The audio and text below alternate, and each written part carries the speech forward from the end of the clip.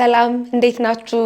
ሰላም ናችሁ ወይ? እሌኒ ነኝ ከግሎብዶክ አካዳሚ ከእናንተ ጋር የአራተኛ ክፍል የሂሳብ ትምህርትን በጣም ቀላል በሆነ መልኩ አብረን እየተማማርን ቆይተናል። ዛሬ ደግሞ ምዕራፍ አንድን እየጨረስን ያለነው። ከዚህ በፊት በነበረው ቪዲዮ የምዕራፍ አንድ ማጠቃለያ መልመጃ ግማሹን ሰርተናል፣ እስከ ጥያቄ ቁጥር 10 ያለውን ሰርተናል። በዛሬው ቪዲዮ ደግሞ የምዕራፍ አንድ ማጠቃለያ መልመጃውን ከ11ኛው ጥያቄ ጀምረን እስከ መጨረሻው ድረስ አብረን ሰርተን ምዕራፉን በድል የምንጨርስበት ቪዲዮ ነው ማለት ነው። ምዕራፍ አንድ ላይ ያልገባችሁ ነገር ካለ፣ መድገም የምትፈልጉት ጥያቄ ካለ ቪዲዮዎቹን ተመልሳችሁ ድጋሜ እያያችሁ መስራታችሁን እንዳትረሱ እሺ። ስለ ግሎብዶክ አካዳሚ ደግሞ ሁሌም እንደምላችሁ የበለጠ መረጃ ማግኘት ስትፈልጉ @ግሎብዶክ አካዳሚ ብላችሁ ቴሌግራም ቻናል አለን። እዛ ያንን ቻናል ጆይን በማድረግ የበለጠ መረጃ ማግኘት ትችላላችሁ ማለት ነው። ስለዚህ አሁን ወደ ጥያቄያችን እንግባ። ስለዚህ ካቋረጥንበት ስንቀጥል የምዕራፍ አንድ ማጠቃለያ መልመጃ ላይ ጥያቄ ቁጥር 11 ምን ይላል?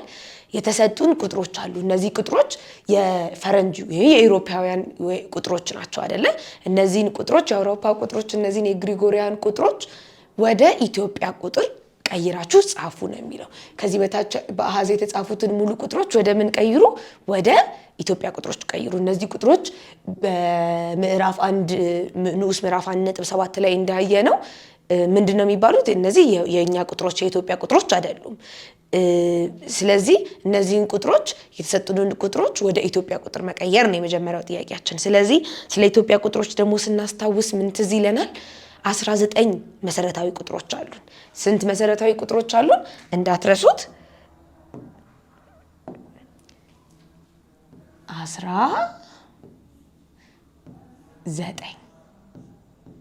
19 መሰረታዊ ቁጥሮች አሉን። እነዚህ 19 መሰረታዊ ቁጥሮች ናቸው እየተቀላቀሉ እየተደማመሩ አብረው የተጻፉ የምንፈልገው ሁሉ ቁጥር የሚሰጡን ማለት ነው። ስለዚህ እነዚህን ቁጥሮች በአጠቃላይ እዚህ ጋር የተጻፉትን እንኳን ስንገልጽ በምን መልኩ ነው የምንገልጸው? እነዛን 19 ቁጥሮች በመቀላቀል ነው የምንገልጸው ማለት ነው። እሺ ሃንኒ 9 ናት። ከስር እንጽፋታለን። ለሁሉም ከስር ባለው ቦታ ላይ መልሳቸውን የምንጽፍበት ይሆናል ማለት ነው። እሺ 9 ቁጥር በሀበሻ ስትገለጽ ወይም በኢትዮጵያ ቁጥር ስትገለጽ እንዴት ናት? እዛም ጋር ጽፌያታለሁ። ሁሉም የኢትዮጵያ ቁጥሮች ምን አላቸው? ከላይ ኮፍያ አላቸው፣ ከስር ደግሞ ጫማ አላቸው። ጫማ ላይ ቆመውና ኮፍያ አድርገው ነው ሁሉም የሚጻፉት አይደለ? 9 ቁጥር ስትጻፍ እንደዚህ ናት። 16 መሰረታዊ ቁጥር ናት እንዴ? አይደለችም። ግን የተሰራችው ከሁለት መሰረታዊ ቁጥሮች ቅልቅል ተደርጋ ነው። እነዛ መሰረታዊ ቁጥሮች ስንት ናቸው? መሰረታዊ ቁጥር 10 እና መሰረታዊ ቁጥር 6 አንድ ላይ ሲጻፉ ስንት ይመጣሉ? 16 ይመጣሉ። እሺ 23ም የሁለት መሰረታዊ ቁጥሮች ቅልቅል ናት አይደለ? የ20 እና የስንት የ3 የ20 እና የ3 ቅልቅል ናት። 38ም ልክ እንደዚሁ የመሰረታዊ ቁጥር 30 እና የመሰረታዊ ቁጥር 8 አንድ ላይ ተደርገው ሲጻፉ ስንት ይመጣል? 38 ይመጣል። እሺ 42ም ስንት ናት? 40 እና 2 አንድ ላይ ሲጻፉ 42 ይሰጡናል ማለት ነው። በዚሁ 57ስ መሰረታዊ ቁጥር ስንት ናት? እቺ 50 እና 7 አንድ ላይ ሲጻፉ ስንት ይሰጡናል? 57 ይሰጡናል። በዚሁ 90 እና መሰረታዊ ቁጥር ስንት? 4 አንድ ላይ 94 አይደለ? 94። በመቀጠል ደግሞ ስንት አለችን? 81 አለችን። 81ን ስንጽፍ ደግሞ ስንት ናት? መሰረታዊ ቁጥር 8 እና 80 እና መሰረታዊ ቁጥር አንድ ላይ ሲጻፉ ስንትን ይሰጡናል? 81 ይሰጡናል ማለት ነው። ስለዚህ እነዚህ ሁሉም ቁጥሮች ከ19 ውጭ ያሉ ቁጥሮች በአጠቃላይ ሲጻፉ ምንድነው የሚደረጉት? እየተቀላቀለ ነው የሚጻፈው ማለት ነው። ስለዚህ እናንተ የኢትዮጵያ ቁጥሮችን በደንብ ለመረዳት ምንድነው የምታደርጉት? እነዚህን 19 ይባሉ ብለን የዘረዘርናቸው መሰረታዊ ቁጥሮች በደንብ ማጥናት አለባችሁ ማለት ነው። እሺ ጥያቄ ቁጥር 12 ጥያቄ ቁጥር 12 ደግሞ የሚከተሉትን የኢትዮጵያ ቁጥሮች የተሰጡን አሁን ደግሞ የኢትዮጵያ ቁጥሮች ናቸው። ልክ እንደምታዩቸው የተሰጡን የኢትዮጵያ ቁጥሮች ወደ አሃዝ ቀይሩ፣ ወደ ቁጥሮች በፊደል ጻፉ ነው የሚለን። አሁን የተሰጠን የኢትዮጵያ ቁጥር ነው የምንጽፈው ደግሞ ቃላትን ፊደላትን ተጠቅመን በቃላት እንድንጽፍ ነው የተሰጠን። መጀመሪያ እነዚህን ቁጥሮች ወደ አሃዝ እንቀይራቸው። እቺ ቁጥር ስንት ናት? መሰረታዊ ቁጥር ውስጥ አለች አይደለ? እቺ ቁጥር ስንት ናት? 4 አይደለ? በቃላት ስትጻፍ ደግሞ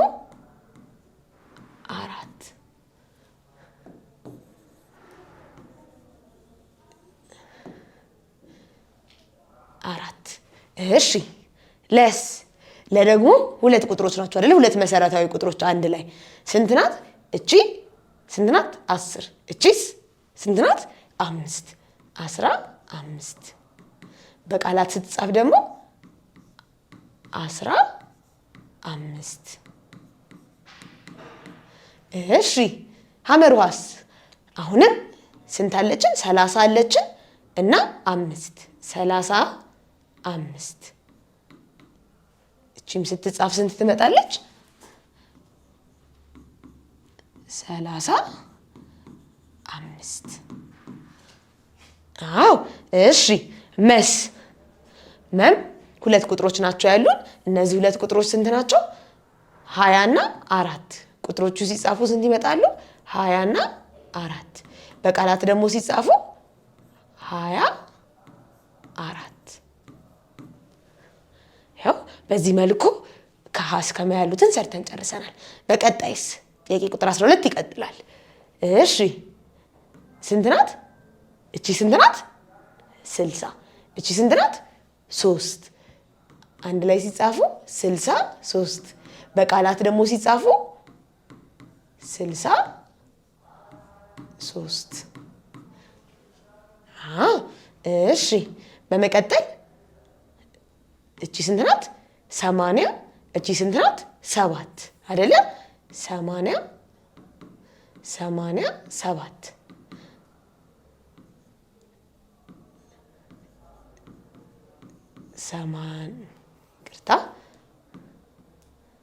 87 መጣ 87 እሺ አሁን እዚህ ሸ ላይ ደረስን። ሸም አሁን የሁለት ቁጥሮች ድምር ናት። እቺ ስንት ናት? 50 እቺኛዋ ስንት ናት? 8 58 በአንድ ላይ ሲጻፉ 58 የመጨረሻዋ ቀ ስንት ናት? እቺ መሰረታዊ ቁጥሮች ውስጥ ነው ያለችው። ስንት ናት? 90 አይደለ? 90 ስለዚህ በዚህ መልኩ ጥያቄ 12ን ጨረስን ማለት ነው። ይሄንን ሁሉ በተደጋጋሚ ስትሰሩ በጣም በእርግጠኝነት የአማርኛ ቁጥሮቻችንን በደንብ እየቻላችኋቸው እንደመጣችሁ እርግጠኛ ነኝ። እሺ ወደ ጥያቄ ቁጥር 13 እንሄዳለን። ጥያቄ ቁጥር 13 ምን ይለናል? የሚከተሉትን ሙሉ ቁጥሮች ወደ 10፣ 100፣ 1000፣ 10000 እና 100000 ቤት ዋጋ አጠጋጉ። ስለዚህ አሁን የምንሰራው ማጠጋጋት ነው ማለት ነው። በማጠጋጋት ውስጥ ደግሞ ሁልጊዜም ህጎቻችንን ማስታወስ አለብን። ሁልጊዜም ህጋችን ምን ይላል? እንድናጠጋጋ ከተጠየቅንበት ቤት ለምሳሌ የ10፣ የ100፣ የ1000 እንባላለን አይደለ? እንደዛ ስንባል ሁልጊዜም እንድናጠጋጋ ከተጠየቅንበት ቤት በቀኝ በኩል ያለውን ቁጥር ነው ሁልጊዜም የምናየው። በቀኝ በኩል የ10 ቤት ከተባልን የምናየው የስንት ነው? የ1 ቤት። የ100 ከተባልን የምናየው የ10 ቤት። እናይና በቀኝ በኩል ያለው ቁጥር ከ5 በታች ከሆነ ቁጥሩን ወደ 0 በመቀየር የተባልነውንም ቤት ዋጋ ራሱን እናስቀምጣለን አይደለ ልጆች? ግን በቀኝ በኩል በስተቀኝ በኩል ያለው ቁጥር 5 እና ከዛ በላይ ከሆነ እነዛን ቁጥሮች 0 እናረግና እንድናጠጋጋ የተጠየቅንበት የቤት ዋጋ ላይ ግን 1 ደምረን እናስቀምጣለን ነው አይደለ የተባባልነው? ቺን መቼስ አልረሳችኋትም። ስለዚህ አሁን ደግሞ በጥያቄ እናስታውሳት። እሺ የመጀመሪያው 8849 አለን። 8849 አለን። መጀመሪያ እሺ ወደ 10 ቤት እናጠጋጋ። በ10 ቤት ወደ 10 ቤት ስናጠጋጋው ምንድነው የተባልነው? የምናጠጋጋው አሁን በስንት ቤቱ ነው? ይሄው በ10 ቤቱ ነው። በ10 ቤት ስናጠጋጋ የስንት ቤቱን ነው የምናየው? የአንድ ቤቱን ነው የምናየው። የአንድ ቤቱን ስናየው 9 ናት። 9 ደግሞ ከ5 ትበልጣለች። ከ5 ከበለጠ ምንድነው የምናደርገው? እሱን ወደ 0 እንቀይርና የተባልንበት ቤት ላይ 1 እንደምራለን የተባልነው አይደለ? ስለዚህ ይሄ ቁጥር ሲጠጋጋ ስንት ይሆናል? 8804 የነበረችው 1 ሲደመርባት 5 ትመጣና እቺ ግን ወደ ምን ትቀየራለች? ወደ 0 ትቀየራለች። በዚህ መልኩ እንሰራዋለን በ10 ቤት ሲጠጋጋ። እሺ በመቶ ቤት ሲጠጋጋስ? በመቶ ቤት ሲጠጋጋ ደግሞ የምናየው የትኛውን ነው? የመቶ ቤቱን ነው የምናጠጋጋው። ስለዚህ የምናየው የ10 ቤቱን ነው። የ10 ቤቱን ስናየው አሁን 4 ከ5 ታንሳለች። ስለምታንስ ምንድን ነው የሚደረገው? ስለምታንስ ይሄና ይሄ ወደ 0 ይቀየሩና ይሄ ባለበት ይቀመጣል። ስለዚህ 8800 ይመጣል ማለት ነው በመቶ ቤት ሲጠጋጋ። እሺ በ1000 ቤት ወደ 1000 ቤት ሲጠጋጋስ? ወደ 1000 ቤት ሲጠጋጋ ደግሞ የምናየው ይሄንን ነው የምናጠጋጋው። ስለዚህ የምናየው ምን ይሆናል? የመቶ ቤቱን ይሆናል ማለት ነው። የመቶ ቤቱን ስናይ 8 ከ5 ትበልጣለች። 8 ከ5 ስለምትበልጥ ምንድነው የምናደርገው? 8 ከ5 ስለምትበልጥ እነዚህ ሁሉም ወደ 0 ይቀየሩና እዚህ ላይ ሲደመር 1 እናደርጋለን ማለት ነው። ስለዚህ ስንት ይሆናል? 9000 ይሆናል ማለት ነው። ግልጽ ነው አይደለ? እያንዳንዱን የ10 ስናጠጋጋ የአንድ ቤቱን ያየነው፣ የመቶ ስናጠጋጋ የ10ን ያየና አንዱን ያየነው እያለን የሰራነው ማለት ነው። እሺ ወደ ጥያቄ ቁጥር ላይ ደግሞ እንምጣ። ለላይም 4000 በጣም ቆይ አንዴ ከ1000 ቤት በላይ ማጠጋጋት እንችላለን። አሁን እኔ ይሄንን ቁጥር ወደ 10000 ቤት ላጠጋጋ ብል የ10000 ቤት ለማጠጋጋት የ1000 ቤቱን ነው የምናየው አይደለ? ግን ከዚህ በፊት ምንም ቁጥር የለንም። የ10000 ቤት የለውም ይሄ ቁጥር መጠጋጋት አይችልም። ስለዚህ እነዚህን ቁጥሮች ማጠጋጋት የምንችለው ስንት ቤት ድረስ ነው? 1000 ቤት ድረስ ነው ማለት ነው። የ10000 ቤት ስለሌለው የ1000 ቤቱን አይተን አሁን ምን ላይ ነው የምንደምረው? ምንም ላይ መደመር አንችልም። ስለዚህ ይሄን ማጠጋጋት የምንችለው 1000 ቤት ድረስ ነው ማለት ነው። በዚሁ መልክ ለንም ማጠጋጋት የምንችለው ባለ ስንት ነው? 1000 ቤት ድረስ ነው። ምክንያቱም የ10000 ቤት ስለሌለው ማለት ነው። ወደ 10000 ማጠጋጋት አንችልም። ስለዚህ መጀመሪያ ወደ 10 ቤት እናጠጋጋ። ወደ 10 ቤት ስናጠጋጋ የአንድ ቤቱን ስናይ ስንት ነው? 7 ናት። 7 ደግሞ ከ5 ትበልጣለች። ስለዚህ 7 ወደ 0 ትቀየርና እዚች ላይ 1 እንደምራለን ማለት ነው። 7ን ወደ 0 እንጨምርና ስንት እንደምራለን? 9 ላይ 1 እንደምራለን። ስለዚህ ይሄ በ10 ቤት ሲጠጋጋ ስንት ይመጣል? ወደ 4000 1 ሲደመርባት 10 ስለምትሆን ወዴት ትመጣለች? ወደ 3 ትመጣለች። 4400 ይመጣል ማለት ነው አይደለ? እሺ አሁን ደግሞ ወደ መቶ ቤት እናጠጋጋ። የመቶ ቤት ስናጠጋጋ ደግሞ የ10 ቤቱን ስናይ ስንት ናት? 9 ናት። አሁንም 9 ከስንት ትበልጣለች? ከ5 ትበልጣለች። ስለዚህ ወደ መቶ ቤትም ስናጠጋጋ ስንት ነው የሚመጣው? እዚች ላይ 1 ስንደምር 4400 ይመጣል ማለት ነው። እሺ የ1000 ቤቱን ደግሞ እናጠጋጋ። ወደ 1000 ቤት ደግሞ ስናጠጋጋ 4 ናት። የምናየው የቱን ነው? የመቶ ቤቱን። 3 ደግሞ ወደ 1000 ቤት ስናጠጋጋ 3 ከ5 ታንሳለች። ስለዚህ ምንድነው የምናደርገው? 4 ባለችበት ትሆንና ሌሎቹ አጠቃላይ ወደ 0 ይቀየራሉ ማለት ነው። ስለዚህ በዚህ መልክ ሁለቱንም ሀንም ለንም እስከ 1000 ቤት ብቻ ማጠጋጋት እንችላለን ማለት ነው። እሺ ሐመርሃስ ምን ይላል? ሐመርሃ ደግሞ 765 ነው። መጀመሪያ ወደ 10 ቤት እናጠጋጋዋለን። ወደ 10 ቤት ስናጠጋጋ እቺን ነው የምናጠጋጋው። 5 ናት። 5 ደግሞ እኩል ይሆናል ከ5 ጋር ምንድነው ህጋችን የሚለው? 5 ወይ ከዛ በላይ ከሆነ ነው የሚለው። 5 ስለሆነ አሁን እዚች ላይ 1 እንደምራለን ማለት ነው። ስንት ይመጣል? በ10 ቤት ሲጠጋጋ 770 ይመጣል ማለት ነው። ወደ መቶ ቤት ስናጠጋጋው ደግሞ ይሄንን ነው የምናጠጋጋው አይደል? 7 ነው አጠጋጉ የተባለው። የምናየው ስንት ነው? 6 6 ደግሞ ከ5 ትበልጣለች። ስለዚህ እዚች ላይ አንድ እንደምራለን ማለት ነው። ስለዚህ ስንት ይመጣል? 800 ይመጣል ማለት ነው። ይሄንን ቁጥር ወደ 1000 ቤት ማጠጋጋት እንችላለን? አንችልም፣ ምክንያቱም የ1000 ቤት የለውም። ስለዚህ ማጠጋጋት የምንችለው 100 ቤት ድረስ ነው ማለት ነው። እሺ መን ደግሞ መን ወደ 10 ቤት እናጠጋጋ። ወደ 10 ቤት ስናጠጋጋ 8ን እናያለን። 8 ከ5 ትበልጣለች። ስለዚህ እዚች ላይ አንድ እንደምራለን ማለት ነው አይደለ?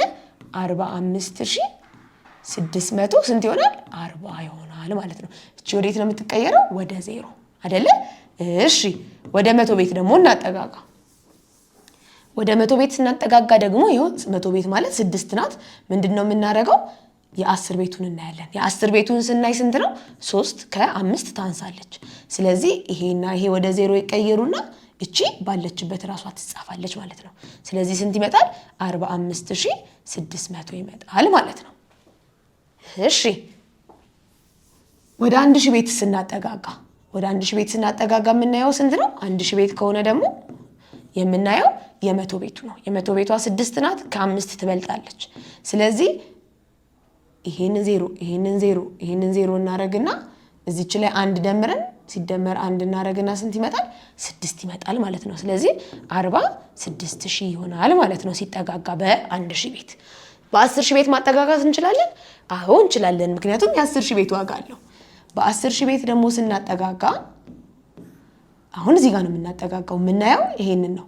5 እኩል ይሆናል ከ5 ጋር። ስለዚህ ምን ይሆናል? ይሄንን አንድ ሲደመር እናረግና ይሄ እንዳለ 0 ይሆናሉ። 4 ሲደመር አንድ ስንት ነው? 5 ስንት ይሆናል? 50000። ይሄንን ቁጥር በ100000 ቤት ማጠጋጋት እንችላለን? ኖ አንችልም። ምክንያቱም የማንችለው የ100000 ቤት ዋጋ ስለሌላት ነው ማለት ነው። ስለዚህ በ10000 ቤት ሲጠጋጋ፣ በ10 ቤት ሲጠጋጋ፣ በ100 ቤት ሲጠጋጋ፣ በ1000 ቤት ሲጠጋጋ ይሄኛውንም በዚህ መልኩ ሰርተናል ማለት ነው። እሺ ወደ ሰ እንምጣ። ሰ 68462 ነው የሚለን 68462። ስለዚህ መጀመሪያ በ10 ቤት እናጠጋጋለን።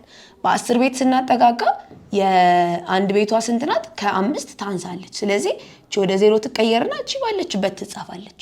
ቁጥሩም ስንት ይመጣል? 68460 ይመጣል ማለት ነው።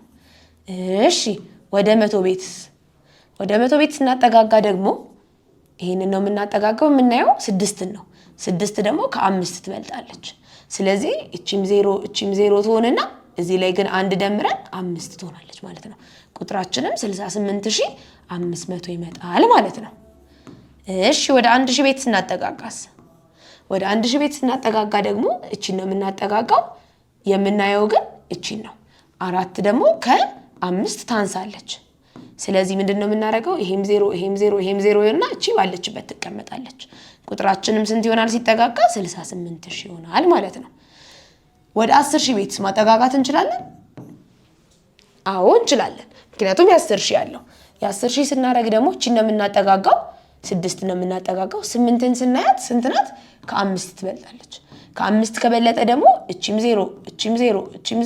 0 ትሆንና እዚች ላይ ግን አንድ እንደምራለን። መልሳችን ስንት ይመጣል ማለት ነው? 70000 ይመጣል ማለት ነው።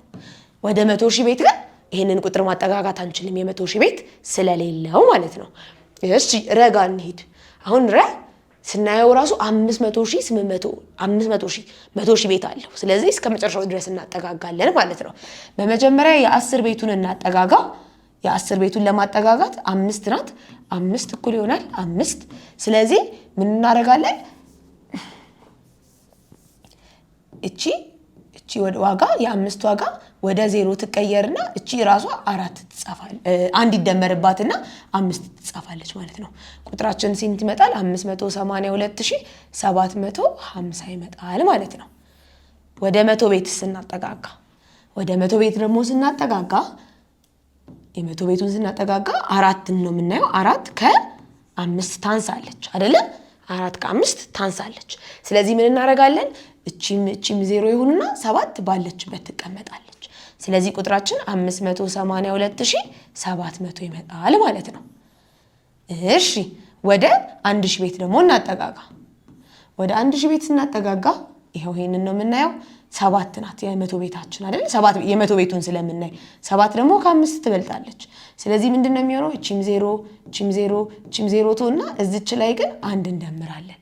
ቁጥራችን ስንት ይመጣል? 583000 ይመጣል ማለት ነው። በ10000 ቤት ስናጠጋጋ በ10000 ቤት ስናጠጋጋ የምናየው በ10000 ቤት ከሆነ የምናጠጋጋው የምናየው የስንት ቤቱን ነው? የ1000 ቤቱን። የ1000 ቤቱን ስናየው 2 ከ5 ታንሳለች። ስለዚህ ይሄም 0 ይሄም 0 ይሄም 0 ይሄም 0 ይሆንና 8 ባለችበት ትቀመጣለች። መልሳችንም 580000 ይመጣል ማለት ነው። 580000 ይመጣል። አሁን ይሄንን ቁጥር በ100000 ቤት ማጠጋጋት እንችላለን። የ100000 ቤቱን ስናይ ደግሞ በ100000 ቤት ስናጠጋጋው የ100000 ቤት ለማጠጋጋት የስንት ቤቱን ነው የምናየው? የ10 ቤቱን። 8 ናት። 8 ደግሞ ከ5 ትበልጣለች። ስለዚህ 0 0 0 0 0 ይሆኑና 5 ላይ ግን አንድ ደምረን 6 ትሆናለች ማለት ነው። ስለዚህ በ100000 ቤት ሲጠጋጋ ወደ 100000 ቤት ሲጠጋጋ መልሳችን ስንት ይመጣል? 600000 ይመጣል ማለት ነው። በዚህ መልኩ ሁሌም ስናይ ወደ ቀኝ ያለውን ቁጥር ብቻ እያየን ከ5 መብለጡን እኩል መሆኑን ወይም ከ5 ማነሱን እያየን ማጠጋጋት እንችላለን ማለት ነው ህጋችን እንደሚለን። እሺ አሁን የመጨረሻው ሰ ላይ ደርሰናል። ሰንም ስናየው በ10 ቤት ስናጠጋጋው ይሄው የ10 ቤቱ የአንድ ቤቱን ስናይ 6 ናት ከ5 ትበልጣለች። ስለዚህ 6 ወደ 0 ትቀየርና 8 ላይ አንድ ይደመራል። መልሳችንም ስንት ይመጣል? 198190 ይመጣል ማለት ነው። እሺ ወደ 100 ቤት ስናጠጋጋስ? ወደ 100 ቤት ስናጠጋጋ ደግሞ የምናየው የስንት ቤታችን ነው? ወደ 100 ቤት ስናጠጋጋ የ10 ቤታችንን ነው የምናየው። የ10 ቤታችንን ስናይ 8 ከ5 ትበልጣለች። ስለዚህ ወደ 0 ይቀየርና የ100 ቤታችን ላይ አንድ እንደምራለን። ቁጥራችንን 198000 ስንት ይመጣል? 200 ይመጣል ማለት ነው በ100 ቤት ስናጠጋጋው። እሺ በ1000 ቤት ስናጠጋጋው በ1000 ቤት ስናጠጋጋ የምናየው የ100 ቤቱን ነው። የ100 ቤቱ ደግሞ 1 ከ5 ታንሳለች። ስለዚህ ወደ 0 ይቀየሩና 8 ራሷ ትጻፋለች ማለት ነው። በ1000 ቤት ሲጠጋጋ 198000 ይመጣል ማለት ነው። በ10000 ቤት ሲጠጋጋ በ10000 ቤት ደግሞ ሲጠጋጋ የ10000 ቤት ስናጠጋጋ የምናየው የስንት ቤቱን ነው? ሺ ቤቱን ነው። የሺ ቤቱ ደግሞ 8 ከ5 ትበልጣለች። ስለዚህ ወደ 0 ይቀየሩና 9 ላይ ግን አንድ እንደምራለን። 9 ላይ አንድ ስንደምር 10 ይሆናል። ስለዚህ 10 ብለን እዚህ ጋር መጻፍ እንችላለን እንዴ? አንችልም። ስለዚህ እዚች ላይ ጨምረን በ10000 ቤት ስናጠጋጋው ወደ ስንት ይጠጋጋል? ወደ 200,000 ይጠጋጋል ማለት ነው። እሺ በ10000 ቤቱ ስናጠጋጋው ስለዚህ አሁን የቀረን 100,000 ቤት ነው። 100,000 ቤቱንም ስናይ አንድ 100,000 ቤቱ እቺ ናት የምናየው ይሄንን ነው። 9 ከስንት ይበልጣል? ከ5 ይበልጣል። ስለዚህ ሁሉንም ወደ 0 እንቀይርና የ100,000 ቤቱ ላይ አንድ እንደምራለን። ቁጥራችንም ስንት ይመጣል? 200,000 ይመጣል ማለት ነው። በጣም ቀላል ነው አይደለ? ህጉን ብቻ ማስተዋወስ የሚፈልግ ጥያቄ ነው። ህጉን ካስታወስን እጅግ በጣም ቀላል ነው። እሺ ጥያቄ ቁጥር 14 ስንት ይላል? ምን ይላል? ጥያቄ ቁጥር 14 ደግሞ የሚለው በተሰጡን አሃዞች ውስጥ በተሰጠን ቁጥሮች ውስጥ ስንት 100,000ዎች፣ 10,000ዎች፣ 1,000ዎች፣ 100,000ዎች፣ አስሮችና አንዶች እንዳሉ ለይታችሁ ጻፉ። የተሰጠን ቁጥሮች አሉ። እነዚህ ቁጥሮች ውስጥ ስንት 100,000ዎች አሉ፣ ስንት የቁጥር ዋጋዎች አሉ ነው ጥያቄው። ይሄንን ጥያቄ ለመስራት ምሳሌ ላይ አይተነው ነበር። ጎበዝ የሆነ ሰው ያስታውሰዋል። ምንድነው ያደረግነው? ቁጥሮችን መተንተን የሚባል ነገር አለ አይደለ? ቁጥሮቹን ስንተነትን ትዝ ካላችሁ በምንተነትንበት ጊዜ ምንድነው የምናደርገው? ሁሉንም በቤት ዋጋቸው ነው የምናባዛው አይደለ? በቤት ዋጋቸው አባዛን ማለት ደግሞ ያ ቁጥር አሁን ለምሳሌ የመጀመሪያውን ሃን ተንትነን እንየው። ሃን ስንተነትነው ይሄ የ10 ቤት፣ የ100 ቤት፣ የ1000 ቤት፣ የአንድ ቤት፣ የአስር ቤት፣ የመቶ ቤት፣ የሺህ ቤት፣ የአስር ሺህ ቤት እና የመቶ ሺህ ቤት አይደለ? ተንትኑት ማለት ይሄ ማለት 7 ሲባዛ በመቶ ሺህ ሲደመር 6 ሲባዛ በ10 ሺህ ሲደመር 9 ሲባዛ በ1 ሺህ ሲደመር 4 ሲባዛ በመቶ ሲደመር 3 ሲባዛ በ10 ሲደመር 1 ሲባዛ በ1 ነው ማለት ነው አይደለ? እንደዚህ ከተነተንን በኋላ ምን አለን? እነዚህ ማለት የቤት ዋጋቸውን የምናይበት ነው። እነዚህ ማለት 7 የዚህ ሙሉ ቁጥር የመቶ ሺህ ቤቱ ነው ማለት ነው። 6 ማለት የ10 ሺህ ቤቱ ማለት ነው። ከዛም በተጨማሪ ደግሞ እነዚህ ቁጥሮች ምን ይገልጹልናል? ይሄ ማለት እዚህ ሙሉ ቁጥር ውስጥ ስንት አለ? 7 መቶ ሺዎች አሉን ማለት ነው። 7 መቶ ሺዎች አሉን ማለት ነው። ይሄ ማለት ደግሞ እዚህ ሙሉ ቁጥር ውስጥ 6 10 ሺዎች አሉን ማለት ነው። ይሄ ማለትስ አሁንም ሙሉ ቁጥሮቻችን ውስጥ 9 1 ሺዎች አሉን ማለት ነው። ይሄ ማለትስ ሙሉ ቁጥሮቻችን ውስጥ 4 መቶዎች አሉ ማለት ነው። ይሄ ማለት 3 10ዎች አሉን ማለት ነው። ይሄ ማለት ደግሞ አንድ ነው አንድ ያለን በዚህ መልክ መግለጽ ማለት ነው። በሌላ መልኩ ይሄን ቁጥር ስንደምረው 700 ሺህ ሲደመር 60 ሺህ ሲደመር 9 ሺህ ሲደመር 400 ሲደመር 30 ሲደመር 1 ማለት ነው አይደለ? ይሄ ማለት 700 ሺህን የሚሰጡት ስንቶች ናቸው? 700 ሺዎች ተደምረው አይደለ? 700 ሺዎችን አንድ ላይ ስንደምር 700 ሺህ ይሰጠናል። 700 ሺዎችን ይሄ ማለት ደግሞ 6 10 ሺዎችን ስንደምር 60 ሺህ ይሰጠናል። ይሄ ማለት ደግሞ 9 ሺህን የሚሰጡን ስንቶች ናቸው? 9 1 ሺዎች ሲደመሩ 9 ሺህ ይሰጡናል። ይሄ ማለት ደግሞ 4 መቶዎች 100 ሲደመር 100 ሲደመር 100 ሲደመር 100 ይሄ ስንት ነው? እቺ 100 ናት። 100 ይሄ 400ዎች አይደለ? ይሄ ሲደመር ስንት ይመጣናል? 400። ስለዚህ ልክ እንደዚህ ነው የምንሰራው ማለት ነው።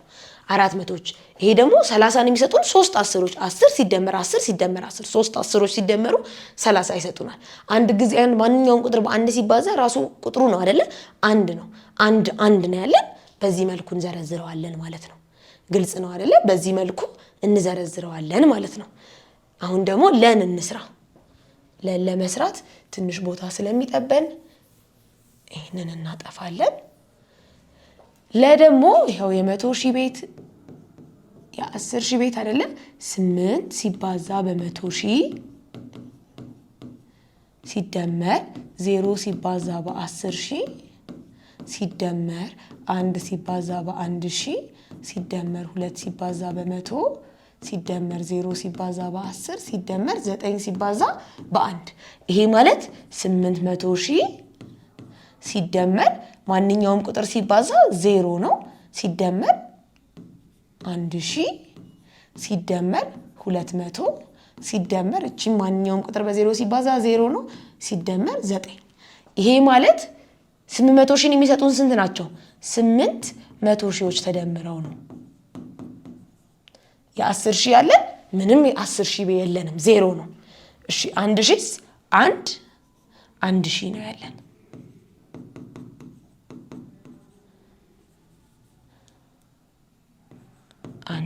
አንድ ሺህ 200 የሚሰጠንስ 200ዎች ተደምረው አይደለ?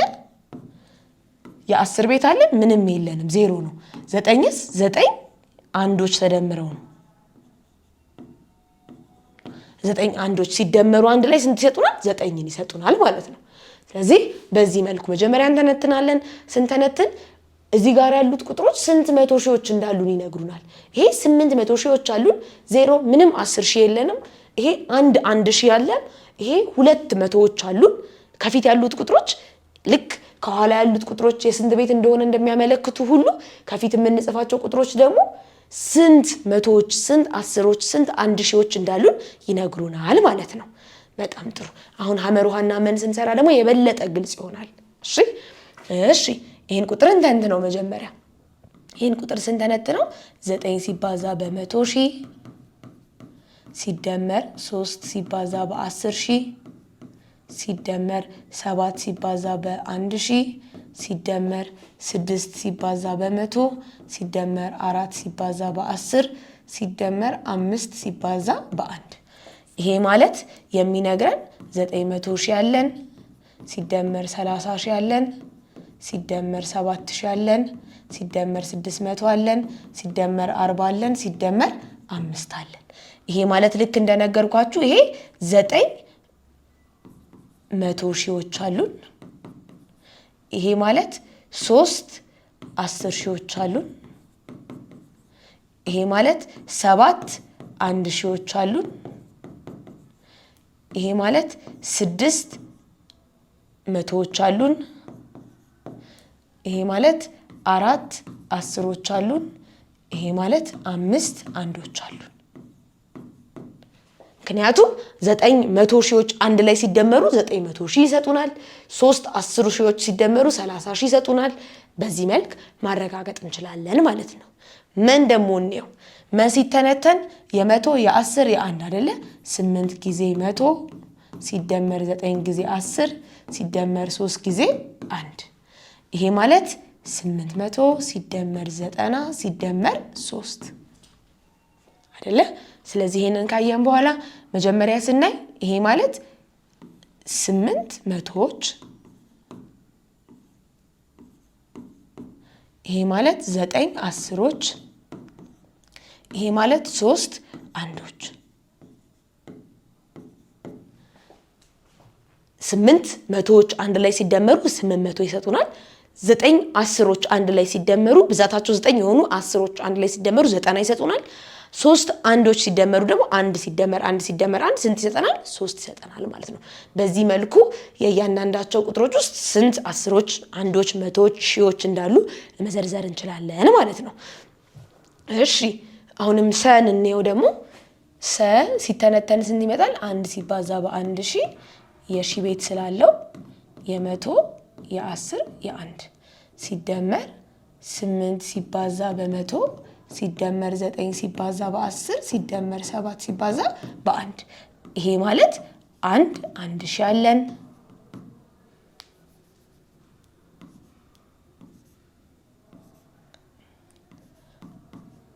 አንድ ሺህ። ይሄ ማለት 800 አለን።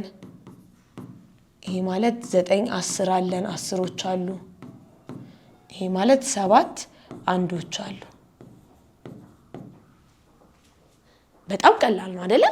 ከተነተንን በኋላ እነዚህኞቹ የቤት ዋጋን ሲናገሩ እነዚህኞቹ ደግሞ ብዛት ይናገራሉ ማለት ነው። ስንት ሺዎች እንዳሉ ብዛቱን ነው የሚናገሩት ከፊት ያሉት። እሺ ጥያቄ ቁጥር 15 ደግሞ ምን እንደሚልኝ። ጥያቄ ቁጥር 15 የሚከተሉትን ሙሉ ቁጥሮች በመተንተን ግለጹ። በጣም ቀላል ነው አይደለ? ጥያቄ 14ን ለመስራት ራሱ ተንትነን የሰራ ነው። ስለዚህ መተንተን ሊከብደን አይገባም። መጀመሪያ ስንት ቤት እንዳለ እናያለን። 1 10 100 1000 10000 እና 100000። ስለዚህ ይሄ ማለት 1 ሲባዛ በ100000 ሲደመር የ10000 ቤቱ 4 ሲባዛ በ10000 ሲደመር የሺ ቤቱ 6 ሲባዛ በ1000 ሲደመር የ100 ቤቱ 8 ሲባዛ በ100 ሲደመር የ10 ቤቱ 6 ሲባዛ በ10 ሲደመር የ1 ቤቱ 7 ሲባዛ በ1። መተንተን ማለት ይሄ ነው። የተነተነውን ቼክ ስናደርግ ደግሞ ይሄ 100,000 ይመጣል፣ ይሄ 40,000 ይመጣል፣ ይሄ 6,000 ይመጣል፣ ይሄ 800 ይመጣል፣ ይሄ 60 ይመጣል። ይሄ ሲደመር ማንኛውም ቁጥር በ1 ሲባዛ 7 ይመጣል። የዚህን ድምር ስናይ ደግሞ 100,000 460 146800። ይሄው ይሄ ቁጥርና ይሄ ቁጥር አንድ አይነት ስለሆነ የተነተንበት መንገድ ወይም መልሳችን ልክ ነው ማለት ነው። ልክ ነው ማለት ነው። አሁንም ለትንሽ ቦታ እናስለቅቅና እንሰራለን። ለንም ስናየው 1 2 3 4 5 6 ባለ 6 ሆሄ ነው ማለት ይሄ ቁጥር 100,000 ቤት አለው ማለት ነው። ይሄ 1 10 100 1000 10,000 እና 100,000 የ100,000 ቤቱ 4 ሲባዛ በ100,000 ሲደመር 2 ሲባዛ በ10,000 ሲደመር 8 ሲባዛ በ1,000 ሲደመር 5 ሲባዛ በ100 ሲደመር 0 ሲባዛ በ10 ሲደመር 6 ሲባዛ በ1 በዚህ መልኩ እንተነትነዋለን። መጀመሪያ የተነተነውን ደግሞ ቼክ ስናደርግ 400,000 ሲደመር 20,000 ሲደመር 8,000 ሲደመር 500 ሲደመር ማንኛውም ቁጥር በ0 ሲባዛ 0 ሲደመር 6 ይሄን ቁጥር ስንደምረው 428,508 6 ይመጣል። ልክ ነን ማለት ነው። መልሳችን በዚህ መልኩ የተነተነው ይሆናል ማለት ነው። እሺ አሁን ደግሞ ሐመርሃን እንተንትን። ይሄም 1 2 3 4 5 6 ማለት የ100,000 ቤት አለው ማለት ነው። ይሄ የ10,000 የ1,000 እያለን እንቀጥላለን። 8 ሲባዛ በ100,000 ሲደመር 9 ሲባዛ በ10,000 ሲደመር 9 ሲባዛ በ1,000 ሲደመር 2 የስንት ቤት ናት? የ100 ሲደመር 5 የስንት ቤት ናት? የ10 ሲደመር 3 የስንት ቤት ናት? የ1 በዚህ መልኩ እንተነትነዋለን ማለት ነው። እሺ መንስ ስናየው 9 የስንት ቤት ናት? 9 የስንት ቤት ናት? ይሄ የ1 የ10 የ100 የ1000 የ10,000 የ100,000 9 የስንት ቤት ናት? የ100,000 ሲደመር 1 የስንት ቤት ናት? የ10,000 ሲደመር 8 የስንት ቤት ናት?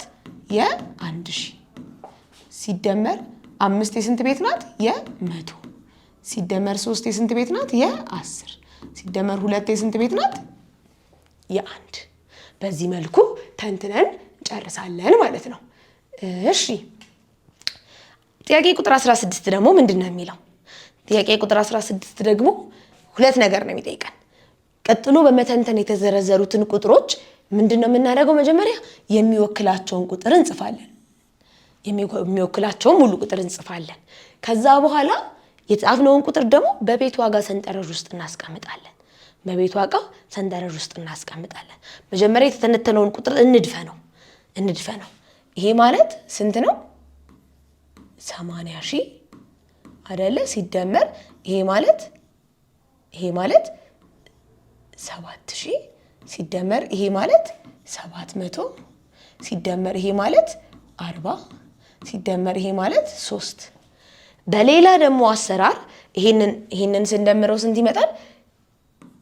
87,743 ይመጣል።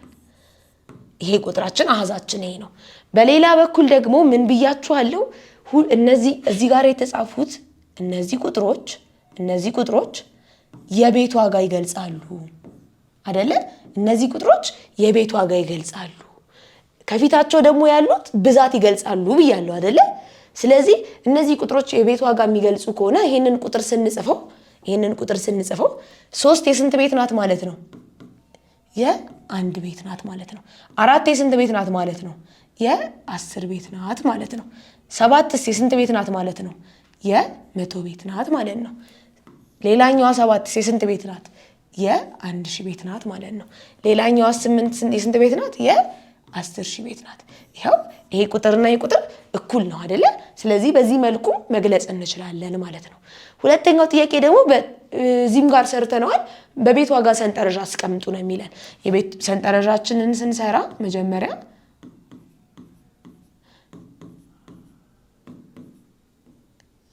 በዚህ መልኩ ሰንጠረዣችንን እንሰራለን። ቁጥሮችን ወደ ሰንጠረዥ ስናስገባ ከየት ነው የምንጀምረው? ከቀኝ በኩል አይደለ? የ1 ቤቱ 3 የ10 ቤቱ 4 የ100 ቤቱ 7 የ1,000 ቤቱ 7 የ10,000 ቤቱ 8 ስለዚህ ሰንጠረዥ ውስጥ ሲገባም በዚህ መልኩ ይሰራል ማለት ነው። በጣም በቀላሉ እንዴት ነው ያደረግነው? ይሄው እዚህ ጋር ሁላ የቤት ዋጋውን አውቀን ነበረ፣ ግን በሰንጠረዥ ውስጥ እናስገባ ደግሞ አሃዛችንን ካወቅን በኋላ ከቀኝ ጀምረን ወደ ግራ ነው የምንከተው ማለት ነው። ስለዚህ ወደ ለን ይላል አይደለ? ለን ደግሞ እንስራ። ለን ስንሰራ አሁን ቅድም ባሳየዋችሁ ቀላል መንገድ እንሰራዋለን። እነዚህ ምንድን ናቸው? የቤት ዋጋዎች። የቤት ዋጋዎች የአንድ ቤቱ ስንት ነው? 2። የ10 ቤቱ ስንት ነው? 2።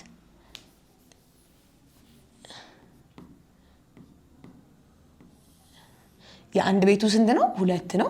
የ10 ቤቱ ስንት ነው? 2 ነው። የ100 ቤቱስ 2 ነው። የ1000 ቤቱስ ስንት ናት? 4 ናት። የ10000 ቤቱስ 4 ነው። የ100000 ቤቱስ ስንት ነው? 9 ነው። ሙሉ ቁጥራችን ስንት ሆነ?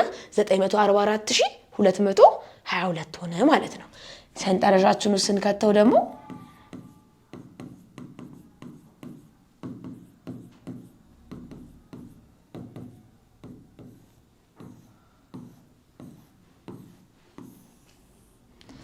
ከዚህ ነው የምንጀምረው። የአንድ ቤታችን ስንት ናት? 2። የ10 ቤታችን፣ የ100 ቤታችን፣ የ1000 ቤታችን፣ የ10000 ቤታችን እንዲሁም የ100000 ቤታችን። በሰንጠረዥ ዋጋ አቀማመጡ ደግሞ እንደዚህ ይሆናል ማለት ነው። እሺ ሐመርሃን ደግሞ እንየው። ሐመርሃን መጀመሪያ አሃዙን ስንፈልግ የአንድ ቤቱ ስንት ነው? 9። የ10 ቤቱ ስንት ነው? 7። የ100 ቤቱ ስንት ነው? 4። የ1000 ቤቱ ስንት ነው? 2። የ10000 ቤቱ ስንት ነው? 8። የ100000 ቤቱ ስንት ነው? 7። 782479። ይሄንን በሰንጠረዥ ዋጋው ስናስቀምጠው ደግሞ ስንት ይመጣል? በሰንጠረዥ ውስጥ አስቀምጡ ስለሚለን ማለት ነው።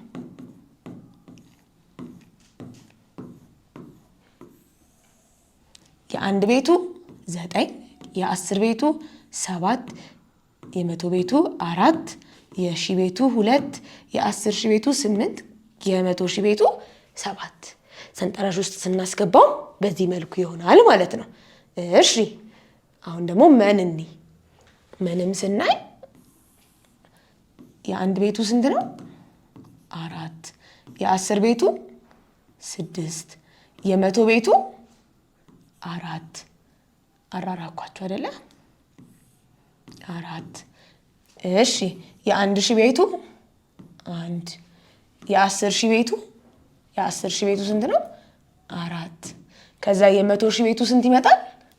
1።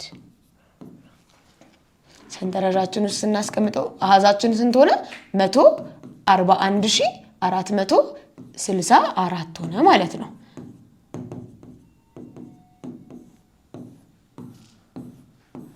በሰንጠረዥ ውስጥ ስንከተው ደግሞ ከዚህ እንጀምራለን። የአንድ ቤቱ 4፣ የ10 ቤቱ 6፣ የ100 ቤቱ 4፣ የ1000 ቤቱ 1፣ የ10000 ቤቱ 4 ከዛ የ100000 ቤቱ 1 ይመጣል ማለት ነው። በዚህ መልኩ ማስቀመጥ እንችላለን ማለት ነው። እሺ የመጨረሻው ጥያቄያችን ደግሞ ጥያቄ ቁጥር 17 የቃላት ፕሮብሌም ነው። የቃላት ፕሮብሌሞቻችን ምን ይላሉ? የቃላት ፕሮብሌም ውስጥ ዋነኛ መጀመሪያ ማድረግ ያለብን ምንድነው? ጥያቄውን አንብቦ የተሰጠን ይሄንን አንብቦ ምንድነው ሊጠይቀኝ የፈለገው? የተጠየቅኩት ውስጥ የተሰጠኝ ምንድነው? ያልተሰጠኝ ወይም የምፈልገው ደግሞ ምንድነው ብሎ መጠየቅ ነው አይደለ? ሁሉ ጊዜ ይሄንን ደጋግሜ ነግሬያችኋለሁ እንዳትረሱት። ስለዚህ መጀመሪያ እናንብበው። ምን ይላል ጥያቄ ቁጥር 17 በ2012 ዓመተ ምህረት በአዲስ አበባ ከተማ አስተዳደር የሚገኘውን የአንድነት ፓርክ የጎበኙ ተማሪዎች ቁጥር በጥር ወር ስንት ነው? በጥር ወር 9987 እንዲሁም በመጋቢት ወር 9889 ቢሆን በየትኛው ወር ከፍተኛ ቁጥር ያለው ተማሪ ጎብኝቶታል የሚለን። ስለዚህ አሁን እናንተም በእርግጠኝነት አንድነት ፓርክን አይታችሁታል ብዬ አስባለሁ አይደለ? ካላያችሁት ደግሞ በጣም ደስ የሚል ቦታ ስለሆነ እንድታዩት። እሱን ደግሞ ለማየት ምን ማድረግ አለባችሁ? ፈተናችሁን ሁሉን ነገር ጥሩ ውጤት ማምጣት አለባችሁ አይደለ? እሺ ወደ ጥያቄያችን እንመለስ። አሁን ሁለት የተለያዩ ወሮች አሉ። መጀመሪያ በጥር ወር አለን፣ ከዛ ደግሞ መቼ አለን? መጋቢት አለን። ጥር ወር ላይ 9987 ተማሪዎች ናቸው የጎበኙት። መጋቢት ወር ላይ ደግሞ 9898 ተማሪዎች ነው የጎበኙት። አሁን የተጠየቅነው ምንድነው? በጥር ወር የጎበኙት ናቸው የሚበልጡት ወይስ በመጋቢት ወር ነው የሚበልጡት? ስለዚህ በቀላሉ ምን እንድናደርግ ነው የተጠየቅነው? በጣም ልክ ናችሁ። እንድናወዳድር ነው የተጠየቅነው። የትኛው የተማሪ ብዛት ይበልጣል? ማወዳደር። ስናወዳድር ምንድን ነበር የምናደርገው? መጀመሪያ የማወዳደር ህግ የሆሄ ብዛት እንቆጥራለን። በጥር ወር የጎበኙት ተማሪዎች ቁጥር በሆሄ ሲገለጽ 1 2 3 4 ሆሄ ነው ያለው። በመጋቢትስ 1 2 3 4 ሆሄ ነው ያለው። ስለዚህ እነዚህን ቁጥሮች በሆሄ ብዛት ማወዳደር አንችልም። ስለዚህ በሁለተኛው ህጋችን ከቀኝ ጀምረን ወደ ግራ ከግራ ጀምረን ወደ ቀኝ እያንዳንዱን በቤት ዋጋው እናወዳድራለን ማለት ነው። እሺ መጀመሪያ